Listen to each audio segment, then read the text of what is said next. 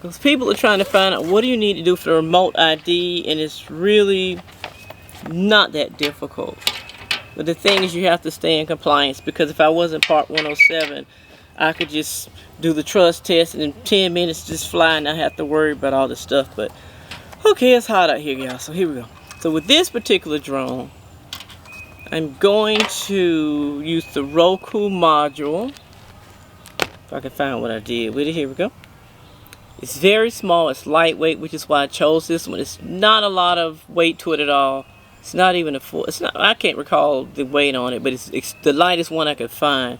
So with that being said, because there's a thing called a center of gravity in each drone, you have to find a center of gravity and figure out the best place to put the module based on the center of gravity. So in this particular drone, I think I'm going to, because the center of gravity is actually in the center, it's above the battery compartment, so it kind of all makes sense to me.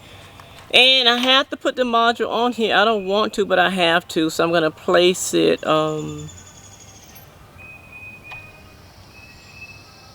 going to place it right above, hope I'm making some sense here, right above the part of the center of gravity, because I'm also going to attach something on the back. The goal is to try to keep everything balanced. That's the goal. And with this particular module, it is very lightweight and easy. It's not hard at all to do. With this drone, I'm going to do that one. With this particular drone, this is a newer model. I'm not positive how I'm going to do the center of gravity on this one, because it's a different situation. The body's different.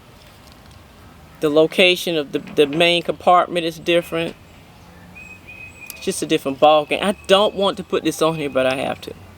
And what's interesting about this particular drone, it actually has a GPS remote ID, as we want to call it, basically built in. But because of the situation going on with DJI and the federal government right now, we can't, it's not going to be activated in the United States, and that's why I had to add this module on. So, like if I was in Japan or some other countries, so I've discovered they don't even have to put the remote ID module on it, because it's already in compliance. Just not in the United States because of the ban with DJI and what's going on with the government. So with this, I don't know where I'm going to put this module. To be honest with you, anybody have a creative idea, please let me know. This is the smallest one I could find and the lightest one, so I'm going to have to figure something out with this one. But bottom line is, the remote ID modules are not difficult to do at all. What you do is, whenever you decide which one you're going to get, if you want, once you get it charged up, this one's already charged. This one has a particular button on the front to cut it off and on. Not hard at all. The off and on button comes on. You see a green light. Hope you guys can see that. There's my green light showing the status that it's on. And same when I first get my drone, I want to connect everything, my controller, the drone, and the remote ID. I want everything to connect. It's what you have to bind it together. So when you want to bind it, once you have it charged and you have the remote ID on, you press the first button like I just did to show the indicator that it's on. Everything is green, so we're good to go. Now, you have to cut your drone on. I'm just going to use this as a demo. I'm not going to really cut it on. Okay, yeah, because this one goes to that one. The other one then here goes to that one. I've already binded it. But anyway, when you want to bind it for the first time, connect the ID with your drone, you press the second button next to it. Next to the off and on button. And it's going to start flashing. I hope you guys can see that. And what it's doing is it's like it's trying to pick up the signal from your other drone. And if I had this one cut on, which I don't, and plus it was already bound, it flash like maybe, oh gosh, 3-4 minutes. And once everything is connected, the drone will start making the little weird noises, and you know it's been received. And that's it. It's really easy. It's not hard at all. But anyway, I hope this makes some sense to someone, because someone was saying that they didn't know how to attach a remote ID. Let me cut this back off. Press it, hold it for about 3 seconds, and it cuts back off. It's not hard at all. And if I can figure out how to do it again, I know you can, because remote ID attachment is not difficult. And I think with this one, I'm going to, I don't want to put this on my drone, but I don't want to be out of compliance. So I think I'm going to maybe trim this little sticky tape things down. I don't want to put this on my drone, but I have to.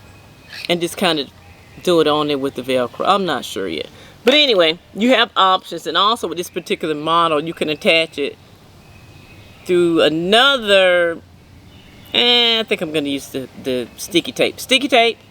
Or you can use this and attach it and bind it on there. I'm not sure. But anyway, you guys get the picture. Not difficult at all. It's pretty hard. It's not difficult. And if you have any problems or any questions attaching this particular module, which is the Roku, I chose this one also because not only does it have the it's FAA approved. It's on the approved module list. You can also again go to the FAA website and they have a list of the remote ID modules that they prefer that are already approved based on their criteria. This is one that's on there, and it's also very light in weight. And if you have any problems with the module, which I can't foresee that, but should you have problems, you can actually reach out to Roku customer service, and they were pretty good with responding, because I was trying to get a feel for where to actually attach it on this drone. Like, I actually have another drone, but these are the two I'm going to focus on because I want to get my feet wet, for lack of a better word, and I just want to stay compliant. And I hope this makes sense for someone. It's not hard, so get your remote ID.